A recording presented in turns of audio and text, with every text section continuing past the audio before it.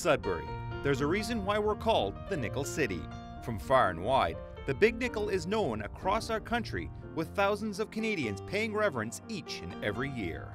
The Big Nickel is actually one of Canada's best roadside attractions, so we get hundreds and thousands of visitors coming here every year just to get their picture taken with our famous Big Nickel. The man behind this big idea was the one and only Ted Szilva. He created it as a way to bring people to the city he loved. Well, I was a fireman, and I thought that building a nickel, just like they had in Paul Bunyan and the Goose at Wawa, it attracted tourists.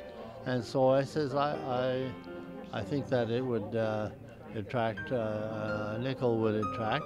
While the Big Nickel is the grandest of his projects, Ted lived his life to give back to his community. He was an integral part of starting up the Blue Door Soup Kitchen and L'Arche Sudbury. Ted was involved with L'Arche Sudbury from the very beginning, a little more than 35 years ago. And Ted was instrumental in helping L'Arche to attain its first financing. In fact, I think he provided some financing for the first L'Arche home, and he was just always a presence in the community. Ted is a clear leader, humanitarian, people person, always giving of himself. You know, I can't imagine, I know he was very hands-on president at the Blue Door. He was always there on top of everything that was going on, making everybody feel great. And you know, he instilled his values, of course, in there. It was always, we serve people in need without question or judgment, and he truly meant that.